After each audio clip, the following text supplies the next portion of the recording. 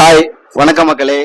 நம்ம இப்ப என்ன பார்க்க போறோம்னா, குரூப் 2A வந்து ஒரு மாற்றம் நடந்திருக்கு. மிகப்பெரிய மாற்றம் என்னன்னா, இது வரைக்கும் நாம பழையபடி OMR எக்ஸாம் எழுதிட்டு இருந்தோம். இந்த வருடத்திலிருந்து computer based test, computer based எக்ஸாம்னு சொல்லியிருக்காங்க இல்லையா? இது வரைக்கும் ஒரு சில எக்ஸாம், சின்ன சின்ன மைனர் எக்ஸாம் வந்து கம்ப்யூட்டர் பேஸ்டு எக்ஸாமா வந்து டிஎன்பிசி கண்டக்ட் பண்ணிட்டு தான் இருக்கிறாங்க. பட் ஒரு முதன்மை ஒரு தமிழ்நாடு முழுக்க அறிந்த ஒரு மிகப்பெரிய எக்ஸாம் வந்து டிஎன்பிசி இது வரைக்கும் கம்ப்யூட்டர் பேஸ்ட் எக்ஸாம் வச்சதில்லை. ஆனா நம்ம மற்ற எக்ஸாம், சென்ட்ரல் கவர்மெண்ட் எக்ஸாம் எழுதுறவங்க எல்லாருக்கும் தெரியும். ஆர்ஆர்பியா இருக்கட்டும், ரயில்வேஸ், எஸ்எஸ்சியா இருக்கட்டும், கம்ப்யூட்டர் பேஸ்ட் எக்ஸாம் தான். அது எல்லாருக்கும் தெரியும் இல்லையா? ஆனா நம்ம தமிழ்நாட்டுல மாணவர்கள் பாதிக்கு பாதி பேர் வந்து இது வரைக்கும் கம்ப்யூட்டர் பேஸ்ட் எழுதுனது இல்லை. ஏன்னா சென்னையில, திருச்சி, மதுரை, கோயம்புத்தூர் இந்த மாதிரி மிகப்பெரிய நகரங்களில் படித்த மாணவர்கள் மட்டும்தான் போயிட்டு இந்த சென்ட்ரல் கவர்மெண்ட் எக்ஸாம் வந்து கொஞ்சம் கொஞ்சம் அப்ரோச் பண்றாங்க. மற்றபடி மற்ற கிராமப்புற மாணவர்கள் அனைவரும் நம்ம டிஎன்பிஎஸ்சி நம்பி தான் வாழ்க்கை இது வரைக்கும் படிச்சுட்டு இருக்காங்க. அதை மறுக்கிறதுக்கு இல்லை, அது தவறும் இல்லை. ஆனா நீங்க அதுல இருந்து வெளியே வந்து ரயில்வே எக்ஸாமும் எஸ்எஸ்சி எக்ஸாமும் எழுதணுன்றது என்னோட விருப்பம். ஏன்னா இப்ப எஸ்எஸ்சி எம்டிஎஸ் வந்திருக்கு, நோட்டிபிகேஷன் வந்திருக்கு. பிளஸ் வந்து ரயில்வே எக்ஸாம்ல என்டிபிசின்ற பரவலாக அறியக்கூடிய நான் டெக்னிக்கல் கிராஜுவேட்ஸ், நான் டெக்னிக்கல் கோர்ஸ் வந்து வருது. சரிங்களா? அதெல்லாம் வந்து கொஞ்சம் நல்லா இருக்கும். நீங்க இவ்வளவு கஷ்டப்பட்டு இங்க படிக்கும்போது அங்க வந்து உங்களுக்கு போஸ்டிங் கிடைக்க நிறைய சான்ஸ் இருக்கு. இன்னொன்னு, அடுத்த வருஷம் பே கமிஷன் வரும்போது சம்பள விகிதங்கள்லாம் ரொம்ப அதிகப்படியா மாறப்போகுது. சரிங்களா? ஸோ சென்ட்ரல் கவர்மெண்ட்ல அதிகப்படியா மாறும், ஸ்டேட் கவர்மெண்ட்லயும் மாறும். அதனால நீங்க அந்த எக்ஸாம் எழுதணுன்றது என்னோட விருப்பம். இப்ப நான் என்ன சொல்ல வரேன்னா, அதெல்லாம் ஆல்ரெடி கம்ப்யூட்டர் பேஸ்டு டெஸ்டா தான் நடந்துட்டு இருக்கு. ஆனா இப்பதான் முதன்முறையா ஒரு மிகப்பெரிய எக்ஸாம் வந்து டிஎன்பிஎஸ்சி வந்து கம்ப்யூட்டர் பேஸ்ட் டெஸ்டா வைக்க போறாங்க. ஆனா இந்த டெக்னிக்கல் எஜுகேஷன், டெக்னிக்கல்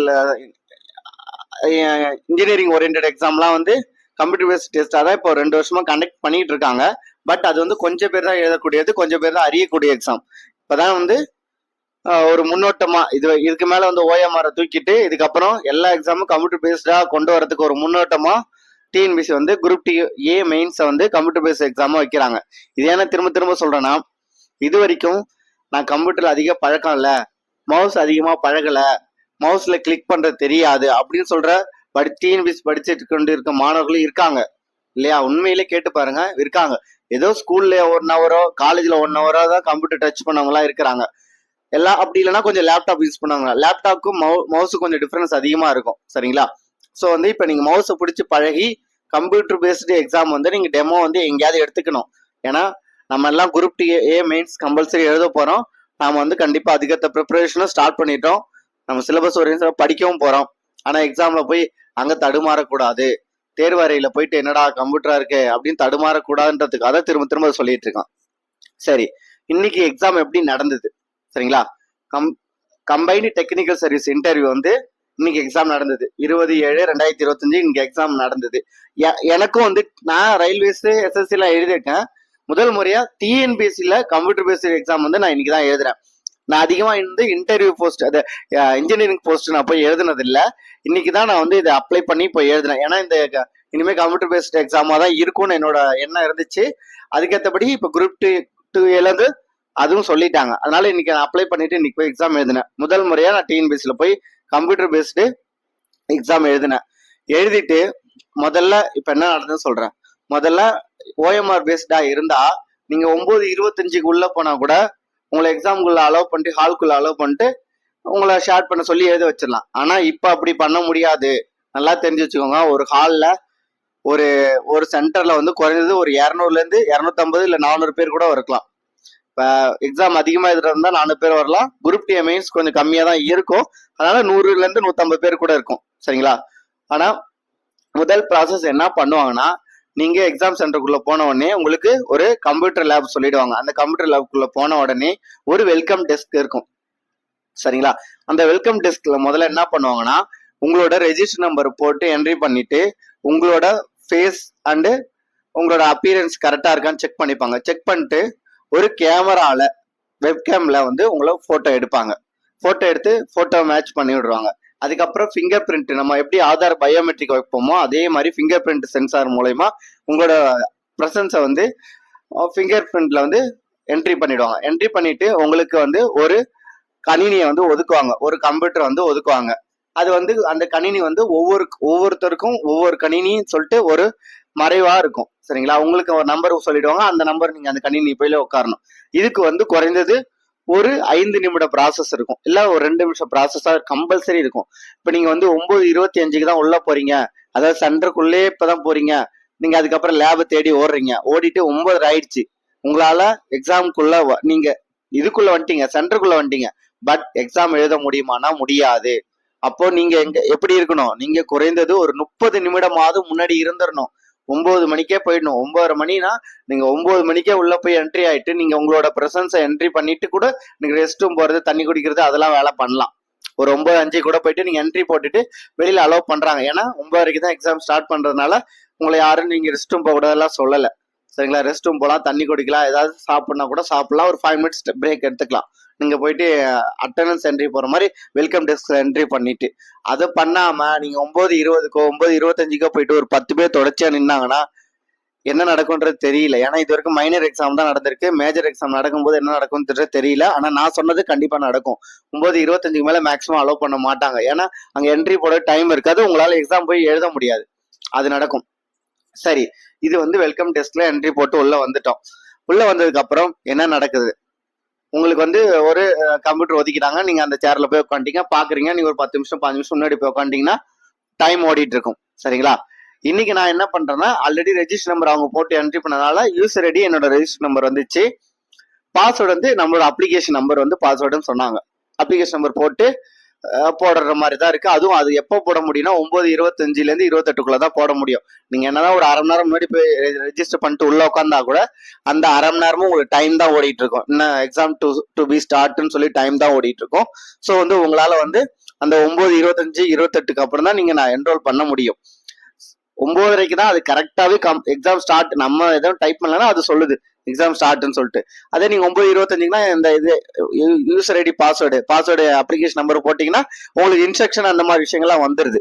9:25க்கு இன்ஸ்ட்ரக்ஷன் வருது. இன்ஸ்ட்ரக்ஷன் என்ன வருதுன்னா, நீங்க வந்து எப்படி எக்ஸாம் அட்டன் பண்ணணும்ன்றத சொல்லுது. ஸ்க்ரோல் பண்றது பிளஸ் வந்து ஆன்சர் பண்ணிருக்கீங்களா இல்லையான்னு. முதல்ல வந்து ஒரு கொஸ்டினை பாத்தீங்கன்னா அது கொடுத்துருக்க டைப்ல இருந்துச்சுன்னா நீங்க அதை இன்னும் ஆன்சர் பண்ணல.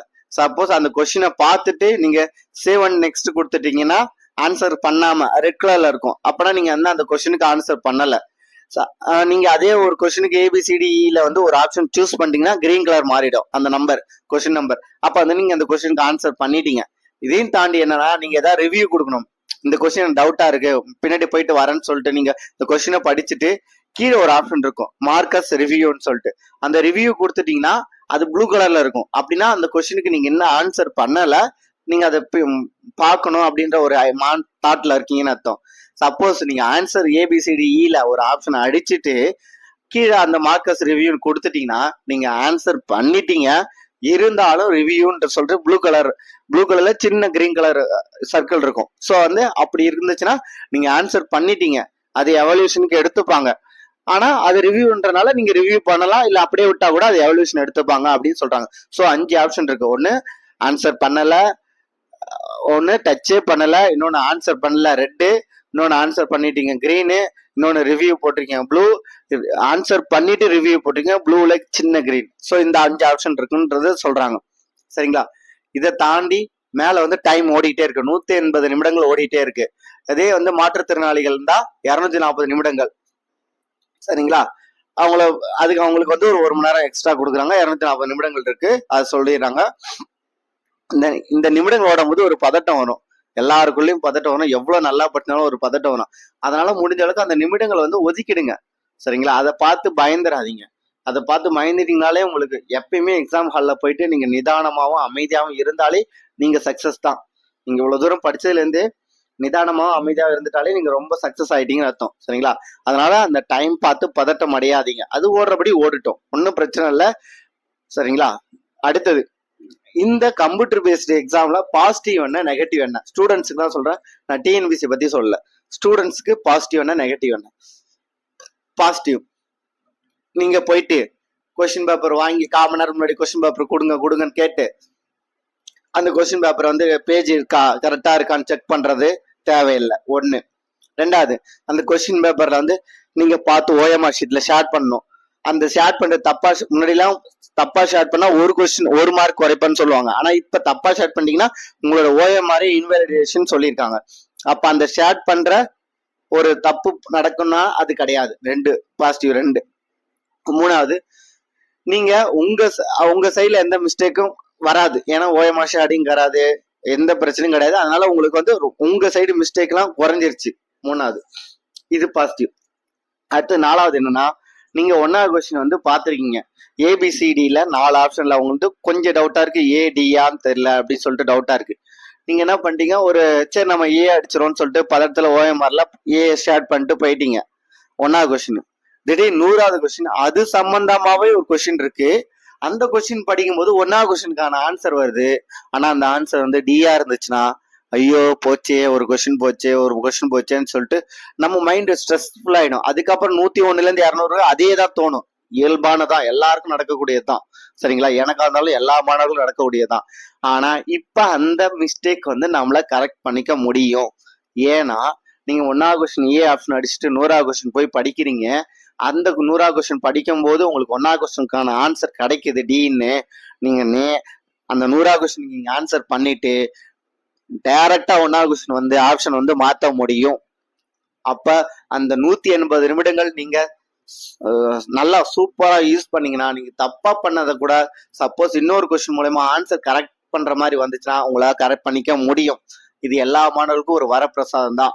அதாவது OMRல தப்பா ஷேர் பண்ணிட்டேன் அப்படின்னு சொல்லி பதட்டம் வர்றாங்க பாத்தியா, அவங்களுக்கு எல்லாம் ரொம்ப ரொம்ப வரப்பிரசாதம். ஏன்னா அவங்க வந்து அவங்க கொஸ்டின் பேப்பர்ல 1 2 3 ABCD எல்லாம் குறிச்சு வச்சிருப்பாங்க. OMRல ஷேர் பண்ணும்போது 1க்கு D, 2க்கு E, 2க்கு C, 3க்கு A அப்படின்னு வச்சிருப்பாங்க. பாத்தீங்கன்னா ஒரு 10 கொஸ்டின் தப்பாவே ஷேர் பண்ணி விட்டுருவாங்க. ஆனா அவங்க அந்த 10 கொஸ்டினுக்கு ஆன்சர் தெரியும், தப்பா ஷேர் பண்ணுவாங்க. இதெல்லாம் இங்க நடக்காது. சரிங்களா? இதெல்லாம் எங்களை நடக்காது. சரிங்களா? இதெல்லாம் ஒரு பிளஸ் பாயிண்ட். நேர மேலாண்மை. இன்னொன்னு வந்து அவங்களுக்கு 5 நிமிஷம் கொடுத்துட்டீங்க, எங்களுக்கு 10 நிமிஷம் முன்னாடியே வாங்கிட்டீங்க, எங்களுக்கு 10 நிமிஷம் பின்னாடி தான் கொஸ்டின் பேப்பர் கொடுத்தீங்க. இதெல்லாம் நடக்காது. இந்த சாஃப்ட்வேர் கம்ப்யூட்டர் எக்ஸாம் சாஃப்ட்வேர் பொறுத்த வரைக்கும் அனைத்து மாணவர்களும் 9:30னா 9:30க்கு கரெக்டா அந்த செகண்ட்ல கொஸ்டின் ஸ்டார்ட் ஆயிடும், எக்ஸாம் ஸ்டார்ட் ஆயிடும். யாருக்கும் வந்து வராது, முன்ன பின்னையும் வராது, 1 நிமிஷம் 2 நிமிஷம்ன்ற பிரச்சனையே வராது. எல்லாருக்கும் ஈக்குவாலிட்டி. இங்க வந்து ஈக்குவாலிட்டி வரும். சரிங்களா? சமம், அனைவரும் சமம்ன்றது இங்க வரும். சரிங்களா? இதெல்லாம் பாசிட்டிவ். இப்ப நெகட்டிவ் என்னன்னா, கம்ப்யூட்டரே இது வரைக்கும் நான் அதிகம் பழக்கப்படுத்தல. அதாவது இப்பெல்லாம் எல்லா மாணவர்களும் பழகிட்டாங்க, இல்லைன்னு சொல்லல. நம்மளுக்கே தெரியும், ஒரு 40 வயசு 38 வயசு ஆண்கள் பெண்கள்லாம் இன்னும் எக்ஸாம் எழுதிட்டு தான் இருக்கிறாங்க. காமெடி கூட மிமி கூட வந்துரு. குரூப் 4 எக்ஸாம்ல பார்த்தா அப்பாவும் பிள்ளையும் எழுதுறாங்க, அம்மாவும் பொண்ணு எழுதுறாங்க, பாஸ் பண்ணி இருக்காங்க, போஸ்டிங் வாங்கி இருக்காங்க. சரிங்களா? அப்படி அவங்க இது அவங்க காலத்துல கம்ப்யூட்டர் படிச்சிருக்க மாட்டாங்க. ஆனா இப்ப வந்து கம்ப்யூட்டர்ல எக்ஸாம் எழுதுனா இது வந்து அவங்களுக்கு கொஞ்சம் ஒரு நெகட்டிவா இருக்கும். ஏன்னா அவங்களுக்கான போஸ்டிங் வந்து அவங்க நினைச்சிருப்பாங்க 40 வயசா இருந்தா 45 வயசா இருந்தா என்ன, நான் எக்ஸாம் படிச்சு நான் எழுதுவேன்னு சொல்லிட்டு ஒரு உத்தியோகத்தோட வருவாங்க. அவங்களுக்கு கம்ப்யூட்டர் பேஸ்டு எக்ஸாம்னா அது வந்து அவங்களால அட்டன் பண்ண முடியாது. இது மறுக்கிறதுக்கே இல்லை. சரிங்களா? அனைத்து மாணவர்களாலும் மறுக்கப்பட முடியாது. ஏன்னா அவங்க அப்பா அம்மா படிக்கிறவங்களுக்கு தான் தெரியும். சில ஸ்டூடெண்ட்ஸோட அப்பா அம்மா படிச்சுட்டு இருப்பாங்க, அவங்களுக்கு தெரியும் இது கஷ்டம்னு. இது ஒரு நெகட்டிவ் பாயிண்ட். இன்னொன்னு, இந்த நான் சொன்ன மாதிரி ஒரு 9:15 இப்போ 9:30ன்றது ரொம்ப ஏர்லியான டைம். முன்னாடி எல்லாம் 10 இருந்துச்சு, இப்போ 9:30ன்னு சொல்லிட்டாங்க. இப்போ வந்து 9:30ன்னு சொல்றாங்கன்னு வச்சுக்கோங்களேன். 9:30க்கு 9:15 இப்ப எல்லாம் என்ட்ரி ஆயிட்டு இருந்தா உள்ள போயிட்டு எல்லாம் பண்ணிக்கலாம். ஆனா இந்த கம்ப்யூட்டர் பேஸ்டு எக்ஸாம் வந்தா நான் சொன்னபடி நீங்க 9:15 குறைஞ்சபட்சம் வெல்கம் டெஸ்க்ல அட்டனன்ஸ் போட்டா மட்டும்தான் பீஸ்ஃபுல்லா உங்களால எக்ஸாம் எழுத முடியும். இதே கடைசி 9:25 தான் உள்ள எக்ஸாம் சென்டருக்குள்ளே வரீங்க, ஏதோ ஒரு பிரச்சனை, ஆனா அப்போ என்ட்ரி போட முடியல, வெல்கம் டெஸ்க்ல வந்து ரெஜிஸ்ட்ரேஷன் பண்ண முடியல அட்டனன்ஸ்னா, அன்னைக்கு லைஃப் உங்களுக்கு காலி, அன்னைக்கு லைஃப் உங்களுக்கு போயிடுச்சுன்னு அர்த்தம். இது வந்து இதுல நெகட்டிவ். ஏன்னா இதே வந்து நீங்க எக்ஸாம் சென்டருக்குள்ள 9:28க்குள்ள வந்துட்டீங்கன்னா, கேட்ட மூறதுக்குள்ள உள்ள வந்துட்டீங்க, 5 நிமிஷம் பரவாயில்ல, போனா பரவாயில்ல, OMRல நான் வந்து அட்ஜஸ்ட் பண்ணுவேன், கொஸ்டின் பேப்பர் நான் ஸ்பீடா படிச்சு ஆன்சர் பண்ணிடுவேன் சொல்லிட்டு தைரியமா போகலாம். ஆனா இந்த கம்ப்யூட்டர் பேஸ்ட் எக்ஸாம்ல அப்படி தைரியமா போகவே முடியாது. 9:30னா நீங்கள் கண்டிப்பாக 9 மணிக்கு சென்டர்ல ஆஜராக வேண்டிய கட்டாயம் உள்ளது. இதே லாங்கா சென்டர் போட்டாங்க, தாம்பரத்துல உள்ளவங்களுக்கு பெரம்பூர்லயும், தொழுதூர்ல உள்ளவங்களுக்கு சிதம்பரத்திலையும், தென்காசியில் உள்ளவங்களுக்கு அதுக்கேற்ற மாதிரி தூரத்திலையும் எங்கேயாவது தூரமா போட்டாங்கன்னா, ஏன்னா இது வரைக்கும் நம்ம வந்து குரூப் 2 குரூப் 4 குரூப் 1 ப்ரிலிமினரி எக்ஸாம்லாம் ஒவ்வொரு தாலுகாவில் நடந்துச்சு இல்லையா? ஒவ்வொரு தாலுகாவிலையும் நடந்துச்சு. தமிழ்நாட்டில் உள்ள அனைத்து தாலுகாவிலும் நடந்துச்சு. ஆனா இப்ப கம்ப்யூட்டர் பேஸ்டு எக்ஸாம்னா பக்கத்துல நடக்காது. உங்க எல்லாருக்குமே தெரியும், பக்கத்துல நடக்காது. ஒரு குறிப்பிட்ட காலேஜ்ல கம்ப்யூட்டர்ல ஃபெசிலிட்டிஸ் அதிகம் உள்ள காலேஜ்லயும் அதிகம் உள்ள சென்டர்ல தான் நடக்கும். சென்னையில அயான் டிஜிட்டல் ஜோன் சொல்லிட்டு கோவிலம்பாக்கத்துல, தாம்பரம் மணிமங்கலம் உள்ள, தாம்பரத்துல ஒரு 20 கிலோமீட்டர் 15 கிலோமீட்டர் உள்ள அங்கதான் எக்ஸாம் நடக்கும். இல்ல ஆவடி உள்ள நடக்கும். இப்படிதான் நடக்கும். எதுவுமே மெயினான இடத்துல நடக்காது. அப்படின்ற பட்சத்துல இனி வரும் காலங்கள்ல பிரிலிமினரி எக்ஸாமோ இல்ல அதிகப்படியா நம்பர் எழுதுற குரூப் 4 எக்ஸாம்லாம் கம்ப்யூட்டர் பேஸ்டா மாறிச்சுன்னா அந்த எக்ஸாம் சென்டருக்கு நீங்க கண்டிப்பா 9 மணினா 9 மணிக்கு போய் ஆகணும். இப்ப என்ன பொறுத்த வரைக்கும் என்னன்னா, நீங்க கம்ப்யூட்டர் பேஸ்ட்னா மாத்திட்டீங்கன்னா குறைஞ்சபட்சம் 10:30 மணி கூட மாத்தலாம். ஏன்னா ஓஎம்ஆர் அந்த தூக்கிட்டு போற பிரச்சனை, எக்ஸாம் சென்டர்ல இருந்து கொஸ்டின் பேப்பர், கருவூலத்துல இருந்து கொஸ்டின் பேப்பர் எடுத்துட்டு போற பிரச்சனை எல்லாம் கிடையாதுன்றப்போ நீங்க தாராளமா 10:30 மணிக்கு மாத்தலாம். அப்ப மாணவர்கள் நிதானமாக கிளம்பி வர முடியும். அவங்களுக்கு போதுமான அளவு டைம் இருக்கும். சரிங்களா? அதுக்காக தான் சொல்றேன். அந்த அந்த இது இதுல கிடையாது. ஆஹா, நீங்க 9:30 மணிக்குன்னா நீங்க 9 மணிக்கு அங்க இருக்கணும். 9 மணிக்கு இருக்கணும். 1 மணி நேரம் டிராவல்னா நீங்க 7 மணி இல்ல 6 மணிக்கே டிராவல் பண்ணணும். 6 மணிக்கு டிராவல் பண்ணா நீங்க ஒரு 5 மணிக்கு 4 மணிக்கு எழுந்திருக்கணும். ஏன்னா எக்ஸாம் முன்னாடி நாள் நல்ல தூக்கம் தேவை. நீங்க எவ்வளவு கஷ்டப்பட்டு படிச்சிருவீங்க, அவ்வளவும் உங்க மூளை சேவ் பண்ணி வச்சிருக்கோம். அப்ப நீங்க ஒரு 9 மணில இருந்து ஒரு 5 மணி வரைக்கும் இல்ல 6 மணிக்கு தூங்கி நிதானமா எழுந்திருக்கும் போதுதான் உடம்பு நல்லா ஃப்ரெஷ்ஷா இருக்கும், மனசு கொஞ்சம் நல்லா ஃப்ரெஷ்ஷா இருக்கும். 4 மணிக்கு எழுந்து படிக்கிறவங்க இருக்காங்க, அவங்கள விட்டுருங்க, விதிவிலக்கு. நாளா 5 மணிக்கு எக்ஸாம் அன்னைக்கெல்லாம் நல்லா தூங்கணும்னு நினைக்கிற ஆள். ஏன்னா என் மனது நல்லா பீஸ்ஃபுல்லா அமைதியா இருந்து எக்ஸாம் எழுதணும்னு நினைக்கிற ஆள். அப்ப நான்லாம் 5 மணிக்கு 6 மணிக்கு எழுந்து போகணும்னு நினைப்பேன். அப்ப அதுக்கு மாதிரி பிளான் பண்ண முடியல. அதனால நீங்க எக்ஸாம் டைம் கம்ப்யூட்டர் பேஸ்டா எக்ஸாம் தான், நீங்க கவலையே படல. கொஸ்டின் பேப்பர் அங்கேயும் டிரான்ஸ்போர்டேஷன், இப்ப நடந்த குரூப் 4 எக்ஸாம் நடந்த பஸ்ல டிரான்ஸ்போர்டேஷன் இந்த பிரச்சனை எல்லாம் வர போறது இல்ல. சோ நீ எக்ஸாம் 10:30 மணிக்கு வைக்கலான்றது டிஎன்பிஎஸ்சிக்கு என்னோட கோரிக்கை. சரிங்களா? சோ இதெல்லாம் நெகட்டிவ்ஸா இருக்கு. மாத்தக்கூடிய நெகட்டிவ்ஸ் தான். பாசிட்டிவ் சொல்லிட்டேன், நெகட்டிவ் சொல்லிட்டேன். இப்ப கம்ப்யூட்டர் பேஸ்டு எக்ஸாம் நான் ஒரு டெமோ குரூப் டிஏக்கு முன்னாடி டிஎன்பிஎஸ்சில நான் அட்டன் பண்ணிட்டேன்.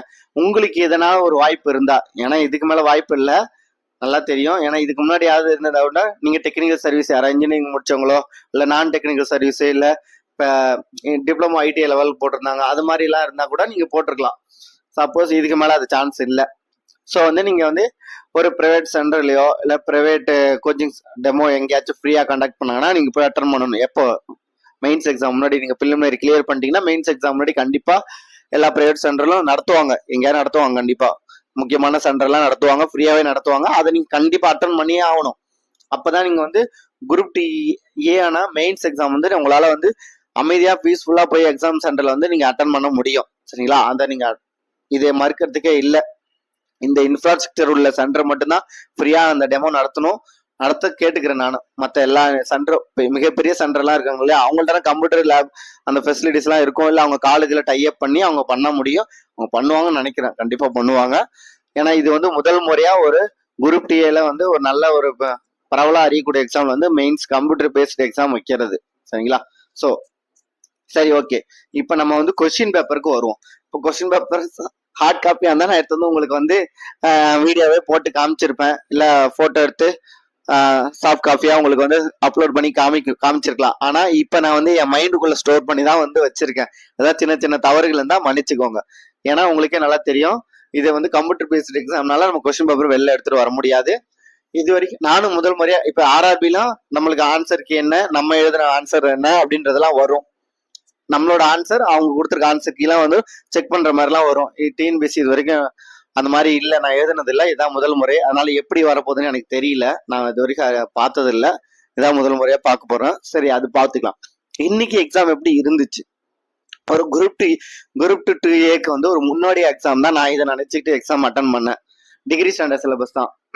உங்களுக்கே நல்லா தெரியும், இந்த எக்ஸாம் ஒரு டிகிரி ஸ்டாண்டர்ட் சிலபஸ் தான். அதுவும் இன்ஜினியரிங் டிகிரி லெவல்ல, ஆனா டிகிரி ஸ்டாண்டர்ட் சிலபஸ் தான் இருந்துச்சு. ஜிஎஸ் சூப்பராகவே இருந்துச்சு. எந்த ஒரு தவறும் இல்லை, எந்த ஒரு கொஸ்டின் மிஸ்டேக்கும் இல்லை, பக்காவா கேட்டிருந்தாங்க.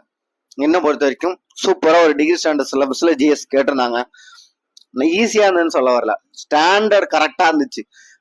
ஒரு குரூப் டு ஏ எப்படி கேட்கணும் அப்படி இருந்துச்சு. குரூப் 1 லெவல்ல டஃபாவும் இல்லாம குரூப் டு ஏக்கு எப்படி கேட்கணுமோ அந்த ஸ்டாண்டர்ட்ல தான் இன்னைக்கு நான் எக்ஸாம் அட்டன் பண்ணேன். சூப்பரா இருந்துச்சு. எதுல அதுல எனக்கு ஞாபகம் வந்தெல்லாம் சொல்றேன். ஒரு 5 வினாக்கள் 6 வினாக்கள் வந்து தமிழ்நாடு பொருளாதாரம் ரிலேட்டட் கொஸ்டின் இருந்துச்சுங்க. தமிழ்நாடு பொருளாதாரம் ரிலேட்டட் கொஸ்டின் இருந்துச்சு. சரிங்களா? அப்பனா நம்ம குரூப் 2 குரூப் டிஏல வந்து சிலபஸ்ல தமிழ்நாடு எக்கனாமிக் ஓகேவா சிலபஸ்லேயே இருக்கும். தமிழ்நாடு ஓரியன்டட் எக்கனாமிக்ஸ் இருக்கும். சரிங்களா? அந்த ஸ்கீம்ஸ் அதெல்லாம் இருக்கும். ஸோ அதெல்லாம் நம்ம வந்து கண்டிப்பா பார்த்தே ஆகணும். இன்னைக்கு வந்து எஸ்டிஜி சஸ்டைனபிள் டெவலப்மெண்ட் கோல்ஸ், சரிங்களா? அந்த எஸ்டிஜி கோல்ஸ்ல இருந்து ஒரு 2-3 கொஸ்டின் கேட்டிருந்தாங்க. குரூப் 2 குரூப் டிஏல அப்படிதான் கேட்கணும்னு அவசியம் இல்லை. ஆனா அது பொருளாதார அறிக்கைகள் ஓரியன்டா இருந்தது. தமிழ்நாடோட பொருளாதாரம் 2022 23 எப்படி இருந்துச்சு, அதோட வளர்ச்சி எப்படி இருந்துச்சு, 1 ட்ரில்லியன் இலக்கு, தமிழ்நாடு அரசு 1 ட்ரில்லியன் இலக்கு எந்த வருடம் நிர்ணயித்தது, இது ஒரு ஃபேமஸ் கொஸ்டின், ஃபேமஸ் இது 2030 அதெல்லாம் கேட்டிருந்தாங்க. அப்புறம் வந்து இன்னொரு கான்ட்ரவர்சி இருந்துச்சு. நீங்க வந்து திராவிட முன்னேற்ற கழகமே இதை மட்டுமே கேட்டுட்டீங்க, டிஎம்கே ரிலேட்டட் தான் கொஸ்டின் இருக்குன்னு சொல்லியிருந்தாங்க. இன்னைக்கு நான் எக்ஸாம் எழுதும்போது மாண்புமிகு முன்னாள் முதலமைச்சர் செல்வி ஜெயலலிதா ரிலேட்டடா ஒரு கொஸ்டின் இருந்துச்சு. சரிங்களா? அப்படின்ற பட்சத்துல நம்ம அந்த கான்ட்ரவர்சிக்கு இன்னைக்கு விளக்கம் இன்னைக்கு வந்து மாத்திருக்காங்கன்னு நான் நம்புறேன். அப்ப குரூப் 2 குரூப் டிஏல வந்து அனைத்து முதல்வர் சார்ந்த கொஸ்டின் ஏதாவது ஒண்ணு இருக்க சான்ஸ் இருக்கு. சரிங்களா? ராஜாஜி பத்தி ஒரு கொஸ்டின் இருந்துச்சு. இன்னைக்கு வந்து பெரியார் அண்ணா கொஸ்டின் இல்ல, மெயினான கொஸ்டின் எதுவுமே இல்ல. சரிங்களா? ஆனா குரூப் 2 குரூப் டிஏல கண்டிப்பா இருக்கும். ஏன்னா அது பரவலா எல்லாரும் எழுதக்கூடிய எக்ஸாம்னால அதுல இருக்கும். இது டெக்னிக்கல் சர்வீஸ்னால அதை கேட்கலையான்னு தெரியல. ஒரே ஒரு கொஸ்டின் மட்டும் தான் நீதி கட்சி, திராவிட குடியரசு இது மட்டும் இருந்துச்சு. மற்றபடி பெரியார் அந்த 75 கொஸ்டின்ல வந்து பெரியார் அண்ணாவை பத்தி ஒரு கொஸ்டின் கூட இல்ல. ராஜாஜி பத்தி இருந்துச்சு. சரிங்களா? அப்புறம் வந்து காமராஜர் பத்தி இருந்துச்சு, ஜெயலலிதா பத்தி இருந்துச்சு, இந்த முன்னாள் முதலமைச்சர்கள் பத்தி எல்லாம் இருந்துச்சு. திராவிட முன்னேற்ற கழகம் பத்தி எதுவுமே இல்லை. ஒருவேளை அதுல இருந்து விலகி வந்திருக்காங்கன்னு நினைக்கிறேன். கொஸ்டின் இப்படி எல்லாம் கேட்கறாங்க, செட்டப் வந்து இப்படி இருக்குன்னு சொல்லனால ஒரு கான்ட்ரவர்சி இனிமே வரக்கூடாது, நம்ம எலெக்ஷன் இம்பாக்ட்ல அதிகமாயிட போகுதுன்னு சொல்லிட்டு இருக்கலாம். ஸோ அப்ப நீங்க வந்து என்ன பண்ணா அனைத்து முதல்கள் சம்பந்தமான நியூஸ் எல்லாம் படிச்சுக்கணும். சரிங்களா? தமிழ் செம்மொழி ஆய்வு, நான் பேர் மறந்துட்டேன், ஏன்னா எல்லா பேரும் என்னால ஞாபகம் முடியல. ஏதோ ஜார்ஜ் ஹார்வர்ட் ஏதோ ஒண்ணு சொல்லி ஜெயலலிதா அவர்கள் அவங்கள வந்து ஆராய்ச்சி வந்து ஈடுபட சொன்னாங்கன்னு சொல்லி இருந்துச்சு. அது காரணம் கூட்டல் இருந்துச்சு, சரியா தவறான்னு. 2004 முன்னாடி தமிழ் செம்மொழி அது ரிலேட்டடான கொஸ்டின் இருந்துச்சு. அது நான் என்ன சர்ச் பண்ணல, ஏன்னா ஃபுல் கொஸ்டின் எனக்கு மெமரியில சிட்டி ரோபோ இல்லை, அதனால மெமரியில இல்லை. ஸோ அதான் சொல்லிட்டேன். தமிழ் செம்மொழி ஆய்வு பத்தி ஜெயலலிதா அவர்கள் என்ன முன்னெடுப்பு பண்ணியிருந்தாங்கன்னு சொல்லிட்டு நீங்க சர்ச் பண்ணிக்கோங்க. அடுத்து காமராஜரோட கிரானாலஜிக்கல் ஆர்டர் காலவரிசை, அவர் வந்து வார்தாவுக்கு சென்றார். அப்புறம் வந்து வார்தாவுக்கு சென்ற போது அரெஸ்ட் பண்ணது, மாகாணங்களில் ஏதோ ஒன்று சொல்லியிருந்தது. இது மாதிரி கிரானாலஜிக்கல் ஆர்டர் கேட்டிருந்தாங்க. அப்புறம் கிலாபத் இயக்கம், ரவுலட் சட்டம், இந்திய பாதுகாப்பு சட்டம், இது மாதிரி கிரானாலஜிக்கல் ஆர்டர் ஒரு கொஸ்டின் இருந்துச்சு வரலாறுல. மகள்வாரியிலையும் ஜமீன்தாரி சிஸ்டத்திலையும் ஒரு 2 கொஸ்டின் இருந்துச்சு. மகள்வாரி ஒரு கொஸ்டின், ஜமீன்தாரி ஒரு கொஸ்டின் இருந்துச்சு. ராஜாஜி உங்களுக்கு சொல்லிட்டேன், காமராஜர் சொல்லிட்டேன், ஜெயலலிதா அவங்க பத்தி சொல்லிட்டேன்.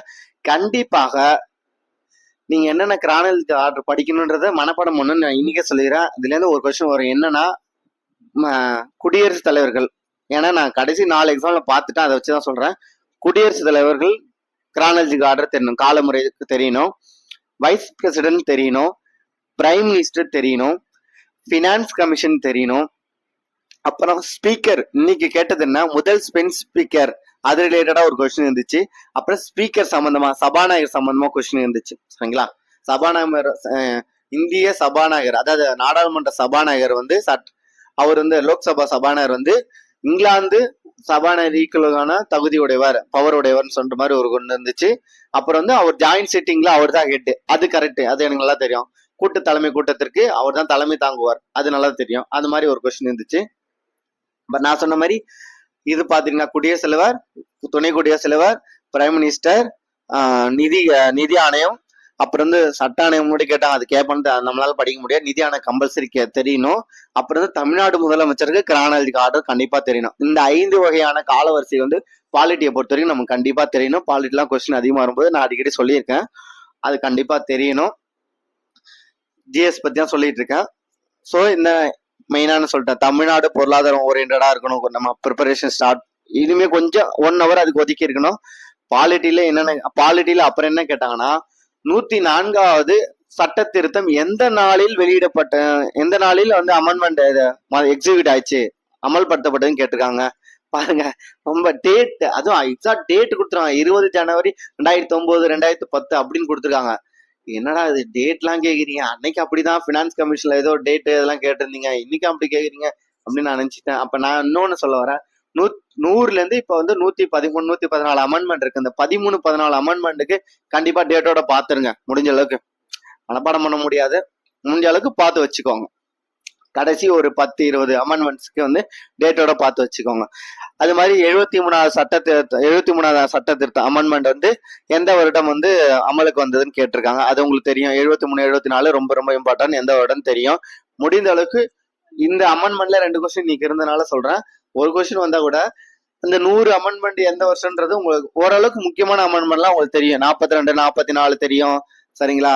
69 தெரியும், 52வது சட்ட திருத்தம் எதுன்னு தெரியும், 1வது சட்ட திருத்தம் தெரியும். இந்த மாதிரி முக்கியமான சட்ட திருத்தங்கள்லாம் உங்களுக்கு நல்லா தெரியும். மேல ஏதாவது 1 2 இருந்தா கூட நீங்க பாத்துக்கோங்க.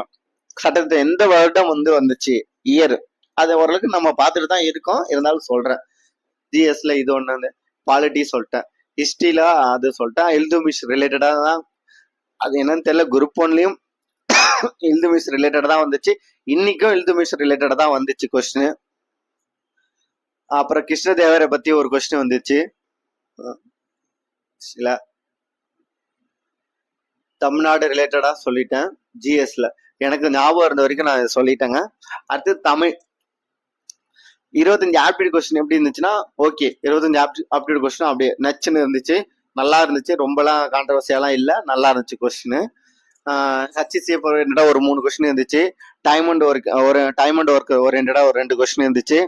அப்புறம் வந்து ரீசனிங்ல ஓகே தான். இப்போ வந்து அது ஒரு கொஸ்டின் கேட்ட சொல்றேன். ஹார்ட்லெஸ், HEARTLES, ஹார்ட்லெஸ்ல வந்து இந்த வார்த்தைகள் முறை மாறாமல் எத்தனை புது வார்த்தைகள் உருவாக்க முடியும் கேட்டிருக்கான். அதாவது இந்த வார்த்தைகள் அந்த முறை இப்படி இருக்கிறத மாறக்கூடாது, ஹார்ட்லெஸ் அப்படியே தான் இருக்கணும், அதே ஆர்டர்ல தான் இருக்கணும். எத்தனை வார்த்தைகள் உருவாக்க முடியும், அதுவும் ஒரு வார்த்தை திரும்ப யூஸ் பண்ணக்கூடாது அப்படின்னு கேட்டிருந்தாங்க. சரிங்களா? அது ஆன்சர் இந்த கமெண்ட்ல சொல்லுங்க, நான் கரெக்டாக தான் அடிச்சுட்டு வந்திருக்கேன். ஹார்ட்லெஸ், ஓகேங்களா? அடுத்தது வந்து பகா எண்கள் பெருக்கல் பலன் வந்து ஹச்சிசிஎஃபா அமையுதுன்னா எல்சிஎம் வந்து எப்படி அமையும் அப்படின்றது கேட்டிருக்காங்க. சரிங்களா? இதுக்கு நீங்க கமெண்ட்ல ஆன்சர் பண்ணுங்க. 2 எண்களின் HCF வந்து 2 பகா எண்களின் HCF வந்து ஒரு எண்ணை கொடுத்துருக்காங்க. அப்ப எல்சிஎம் வந்து எப்படி அமையும் அப்படின்ற மாதிரி ஒரு ஸ்டேட்மெண்ட் பேஸ்டு கொஸ்டின் தான் கேட்டிருந்தாங்க. புரியுதுங்களா? 2 பகா எண்களின் HCF வந்து HCF 2 பகா எண்களின் HCF வந்து ஒரு நம்பர் கொடுத்துட்டாங்க.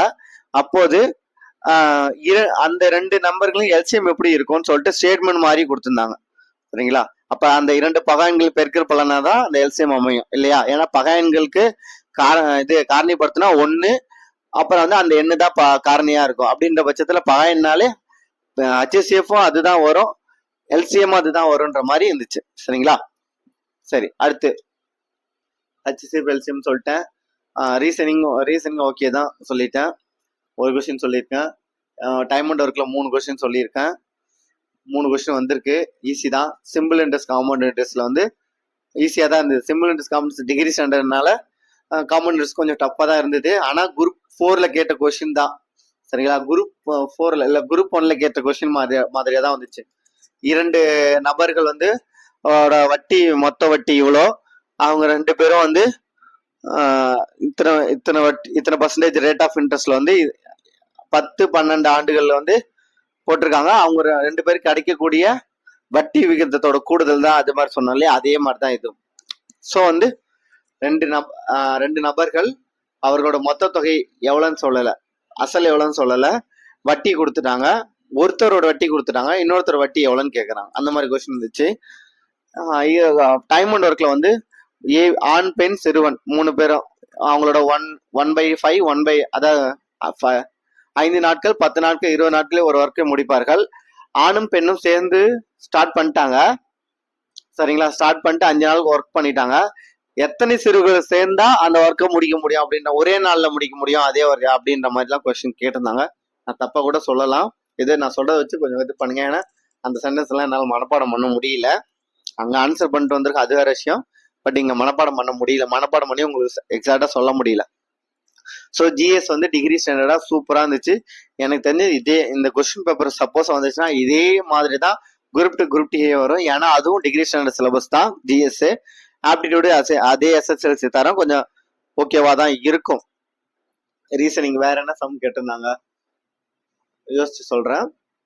வேற சம்ஸ் பாத்தீங்கன்னா சம்ஸ் எல்லாம் ரொம்ப டிஃபிகல்ட்லாம் இல்லை, ஈஸியான சிம்பிள் இன்ட்ரெஸ்ட் பேஸ்டு 2 கொஸ்டின் இருந்தது. அதுவும் ரொம்ப ரொம்ப ஈஸியான கொஸ்டின் தான் இருந்துச்சு. சிம்பிள் இன்ட்ரெஸ்ட் 2, அது 3, ரீசனிங் ஓகே. ஏ ஏபிசி ஏஏ பிபிசிசி அந்த மாதிரி 1. ஃபர்ஸ்ட் வந்து ஏபிசி 1 இருக்கும், அடுத்து ஏஏ பிபிசிசி 2 இருக்கும், அடுத்தது ஏஏஏ 3 பிபிபி 3 சிசி 3 இருக்கும். இது மாதிரி 25வது லெட்டர் என்ன வந்ததுன்னு கேட்டாங்க. 25வது எழுத்து என்னவா இருக்குன்னு கேட்டாங்க. ஆன்சர் வந்து பி. அதாவது 25வது லெட்டர்னா ABC 1, AA BBCC 2, AA BBB CCC 3 அந்த மாதிரி போட்டிங்கன்னா ஏஏ அடுத்து 4 வரும். அடுத்து 4ல வந்து 25வது லெட்டர் பியா வரும். சரிங்களா? அந்த மாதிரி கேட்டிருந்தாங்க ரீசனிங். இது வந்து எஸ்எஸ்எல்சில ஆர்ஆர்பியில கேட்கக்கூடிய மாதிரியான டைப். இது வரைக்கும் டிஎன்பிஎஸ்சி அதிகம் கேட்டதில்ல, இப்ப கேட்டிருக்காங்க. ஸோ இதுதான் ஆப்டிடியூட் அண்ட் ஜிஎஸ்லாம் ஸ்டாண்டர்ட் தெளிவா இருந்துச்சு. டிகிரி ஸ்டாண்டர்ட்ல தெளிவா சூப்பரா இருந்துச்சு, கான்ட்ரவர்சி எதுவுமே இல்லை. சரிங்களா? கொஸ்டின் நல்லாவே இருந்துச்சு. இந்த செட்டப்ல கேட்டாங்கன்னா நம்ம எல்லாருமே குரூப் ஓரளவுக்கு அடிக்க முடியும். வேற 75 கொஸ்டின்ல அதுதான் திருவள்ளுவர் ரிலேட்டடா ஒரு கொஸ்டின் 3-4 கொஸ்டின் வந்துச்சு. திருவள்ளுவர் 4 வகை வர்ணாசிரமங்களை ஆதரித்தாரா? சரிங்களா? இப்படி ஒரு கொஸ்டின் கேட்டிருக்காங்க. நீங்க என்ன ஆன்சர் பண்ணுவீங்க? திருவள்ளுவர் 4 வகை வர்ணாசிரமங்களை ஆதரித்தாரா அப்படின்னு மட்டுமே இல்லை ஆம் அந்த மாதிரி கொஸ்டின் கேட்டிருக்காங்க. நம்ம என்ன பண்ணணும்? இல்லைன்னு தான் சொல்லணும். அவர் தெளிவா அந்த குரல்லே சொல்லலாம், பிறப்புக்கும் எல்லா உயிர்க்கும் சிறப்பொவ்வா செய்தொழில் வேற்றுமையான். அதை வச்சு நம்ம சொல்லிடலாம் அவர் 4 வகை வர்ணாசிரமங்களை ஆதரிக்கவில்லை. சரிங்களா? திருவள்ளுவர் வந்து அந்த வர்ணாசிரமங்களை ஆதரிக்கவில்லைன்னு நம்ம சொல்லிடலாம். அதே மாதிரி 3ன்னு சொல்லிட்டா 5 6 கொஸ்டின் வந்து திருவள்ளுவர் ரிலேட்டா வந்தது. ஒண்ணு திருக்குறளில் பயின்று வந்த அணி கேட்டிருந்தாங்க. இன்னொன்னு வந்து திருக்குறள் வந்து கரெக்டா அரேஞ்ச் பண்ணுங்கன்னு சொல்லி கேட்டிருந்தாங்க. பயின்று வந்த அணி அரேஞ்ச் பண்ணுங்க. அப்புறம் ஒழுக்கம் விழுப்பம் தரலாம் டேஷ் உயிர்னு ஓம்பப்படும். இந்த கொஸ்டின் அப்படியே கேட்டிருந்தாங்க, நமக்கு தெரியும். ஸோ இதை எழுதிடுவோம். அப்ப மிஸ்ஸிங் லெட்டர் கேட்டிருக்காங்க, அப்புறம் அரேஞ்ச் ஆர்டர் கேட்டிருக்காங்க, திருவள்ளுவர் பத்தி கேட்டிருக்காங்க. சரிங்களா? வேளாண் வேதம் என்ன நூல் கொஸ்டின் கேட்டிருக்காங்க. இது ஜிஎஸ்எல் தான் கேட்டிருக்காங்க. நீங்க வந்து ஆன்சர் சொல்லுங்க. வேளாண் வேதம் ஜிஎஸ்எல் இல்ல, தமிழ்ல தான் கேட்டிருக்காங்க. வேளாண் வேதம் கமெண்ட்ல ஆன்சர் பண்ணுங்க. இந்த மாதிரி கொஸ்டின் கேட்டிருக்காங்க. தமிழ் வந்து எலிஜிபிலிட்டி டெஸ்ட் தான். பட் நமக்கு வந்து மோரலெஸ் இதுல இருந்து டஃப்னஸ் கொஞ்சம் அதிகரிக்கும். இது ஈஸியா தான் இருந்தது நான் சொல்லுவேன். ஏன்னா எலிஜிபிலிட்டி டெஸ்ட்னால ரொம்ப டஃபா கேட்கல. ஆனா நம்ம குரூப் 2 சிலபஸ் ஓரியன்டான சிலபஸ் தான்றனால இதே மாதிரிதான் ரிஃப்ளெக்ட் ஆகும். அதாவது வானம் வளர்ந்தது பிரித்து எழுதுக அப்படின்னு கேட்டதான். இது ஆல்ரெடி கொடுத்தது டிஎன்பிஎஸ்சி சிலபஸ்லயே கொடுத்துருப்பாங்கன்னு நினைக்கிறேன். வானம் வளர்ந்தது பிரித்து எழுதுக. அப்புறம் ஒரு 2-3 கொஸ்டின் பிரித்து எழுத கொடுத்துருந்தாங்க. அப்புறம் வந்து செய்வினை செயற்பாட்டு வினையில கொஸ்டின் கேட்டிருந்தாங்க. செய்வினை செயற்பாட்டு வினை, தன்வினை பிறவினை, இந்த வினை அதுல கண்டிப்பா ஒவ்வொரு கொஸ்டின் இது மாதிரி இருந்துச்சு. பிரித்து எழுதுகளை வந்து ஒரு 3 கொஸ்டின் இருந்துச்சு. Translation English to Tamil translation கேட்டிருந்தாங்க. அதெல்லாம் ஈஸியானது. நம்ம குரூப் 4 வந்து இந்த புவியியல் என்ன பொறியியல் என்னன்னு கேட்டிருந்தாங்க. ஆனா இதுல அப்படி கேட்கல, ஏன்னா இது எலிஜிபிலிட்டி டெஸ்ட்னால டைரக்டா கேட்டிருந்தாங்க. என்ன கொஸ்டின் கேட்டிருந்தாங்க பாருங்க. அக்ரானமி கேட்டிருந்தாங்க, வெதர் கேட்டிருந்தாங்க. Agronomy, weather, space technology, space, renaissance, migration, revolution, இந்த வார்த்தையெல்லாம் கேட்டிருந்தாங்க. சரிங்களா? Revolution, renaissance, migration, space technology, agronomy. அப்புறம் என்ன கேட்டிருந்தாங்கன்னா ஃப்ரம் த கேண்டிடேட், வேட்பாளரிடமிருந்துன்னு சொல்லி அதை கேட்டிருந்தாங்க. தமிழ் இங்கிலீஷ் டு தமிழ்ல. அப்புறம் திருக்குறள் ஓரியன்டா சொல்லிட்டேன். சரிங்களா? பிரித்து எழுதுக சேர்த்து எழுதுக. ஜிஇ போப் சம்பந்தமா ஒரு கொஸ்டின் கேட்டிருந்தாங்க. அது எப்படி கேட்டிருந்தாங்க, கொஞ்சம் டஃபா தான் இருந்துச்சு. ஜிஇ போப் வந்து நம்ம வரலாறே படிக்கணுமா என்னன்னு தெரியல. 1985ல இருந்து 1895ல இருந்து 1906 வரைக்கும் ஜிஇ போப் வந்து இங்கிலாந்து பல்கலைக்கழகத்தில் எந்த 2 மொழிகளில் போதித்தார் பாடத்தை எடுத்தாருன்னு சொல்லி கேட்டாங்க. எந்த 2 மொழிகளில் பாடத்தை எடுத்தார்? இது நான் ஸ்கூல் புக்ல நான் படிச்சது இல்ல. பட் ஜிபப் நல்லா படிச்சாதான் தெரியுமான்னு தெரியல. அது ஒரு கொஸ்டின் ஜிபப் சம்பந்தமா இருந்தது. அப்புறம் வீரமாமுனிவரோ இல்லைன்னா அந்த சி லக்குனர் அவரு சம்பந்தமா சிலபஸ்ல கொடுத்த அது ஒரு கொஸ்டின் இருந்துச்சு. ஸோ வந்து இந்த மாதிரி தெளிவா இருந்துச்சு. அதை கொன்றக்கூடிய அடிகளார் தவத்திரு குன்றக்குடிகளை அடிகளான்னு சொல்லி இருந்ததுல அது ரிலேட்டடா ஒரு கொஸ்டின் இருந்துச்சு. அப்ப சிலபஸ் வந்து அவங்க மாறவே இல்லை. சிலபஸ்ல வந்து 15 பேர் கொடுத்தாங்கன்னா அந்த 15 2 வீடு பாரதிதாசன் அது நமக்கு தெரியும். மொழி ஞாயிறு யாரு அது நமக்கு தெரியும். ஸோ இதெல்லாம் கொஸ்டின் தெளிவா நமக்கு தெரிஞ்ச கொஸ்டின் இருந்துச்சு. ஆக அந்த 15 அறிஞர்கள்ல இருந்து தாண்டி ஒரு கொஸ்டின் கூட அவங்க கேட்கல. அதுல தெளிவா அதுல இருக்கிறாங்க. சிலபஸ் தாண்டி எதுவுமே கேட்க கூடாதுன்றதுல தெளிவா இருக்கிறாங்க. தெளிவா இருந்துச்சு. ஸோ தமிழும் அந்த அளவுக்கு இருந்துச்சு. இதே மாதிரி குரூப் 2 குரூப் டிஏல வந்துன்னா எந்த ஒரு கான்ட்ரவர்சியும் வராது. குரூப் 4 மாதிரி கான்ட்ரவர்சி வராம அழகா ஆன்சர் பண்ணிட்டு டீசெண்டா எக்ஸாம் எழுதி ரிசல்ட் வரும். சரிங்களா? இந்த மாதிரிதான் இருக்கணும் அப்படின்றது என்னோட விருப்பம். இன்னொரு 70 நாள் அது தெரிஞ்சிடும். ஆனா நம்ம ப்ரிப்பேர் பண்றது நம்ம படிக்க வேண்டியது எல்லாத்தையும் படிச்சிருவோம். நாங்களும் வீடியோ எல்லாம் போடுறோம். வீடியோ பிடிச்சிருந்தா லைக் பண்ணுங்க, ஷேர் பண்ணுங்க, சப்ஸ்கிரைப் பண்ணுங்க. ஏதாவது கமெண்ட்ஸ் இருந்தா சொல்லுங்க, கண்டிப்பா நான் அதுக்கு ரிப்ளை பண்றேன். எக்ஸாம் பத்தி எப்படி இருந்தது, கம்ப்யூட்டர் பேஸ்டு டெஸ்ட் எக்ஸாம் சொல்லிட்டேன், உங்களுக்கு எல்லா டீட்டெயிலும் சொல்லிட்டேன். அந்த எக்ஸாம் பத்தி சொல்லணுன்றதுக்காக, ஏன்னா நாம எல்லாம் கண்டிப்பா பாஸ் பண்ணி குரூப் டி மெயின்ஸுக்கு போக போறோம். அப்ப கம்ப்யூட்டர் பேஸ்டு எக்ஸாம்ன்றனால நமக்கு அதை பத்தி தெரியாத ஒரு அறியாம இருக்கக்கூடாது. இப்பல இருந்து அது ஒரு தேடுதல் இருந்தாதான் நம்ம கரெக்டா அந்த டைம்ல ஈஸியா அப்ரோச் பண்ணிடுவோம் இல்லையா? திடீர்னு சிலபஸ் வந்து ரிசல்ட் வந்து அதுக்கப்புறம் தேடுறதுலாம் கஷ்டம்தான். அதனாலதான் சொல்றேன். இப்ப இருந்து ஒரு சின்ன சின்ன டெமோ எங்கேயாச்சும் உங்களுக்கு ஒரு வாய்ப்பு கிடைக்கும். ஒரு சின்ன எக்ஸாம் எழுதி பார்க்கலாம், அந்த வாய்ப்பு கிடைக்கும். இல்லை பிலிமினரி எக்ஸாம் ரிசல்ட் வந்ததுக்கு அப்புறம் ஒரு வாய்ப்பு கிடைக்கும். அலட்சியமா இருந்துடக்கூடாது இல்லையா? அதுக்கான ஒரு முன்னோட்டமா இருக்கட்டும்ன்றதுக்காக தான் நான் இந்த விஷயங்கள்லாம் சொல்றேன். தமிழ் ஜிஎஸ் சொல்லிட்டேன். கொஸ்டின் பேப்பர் எனக்கு ஞாபகம் இருந்த வரைக்கும் உங்களுக்கு சொல்லிட்டேன். சரிங்களா? Thank you friends. வீடியோ பிடிச்சிருந்தா லைக் பண்ணுங்க, ஷேர் பண்ணுங்க, சப்ஸ்கிரைப் பண்ணுங்க. Thank you friends.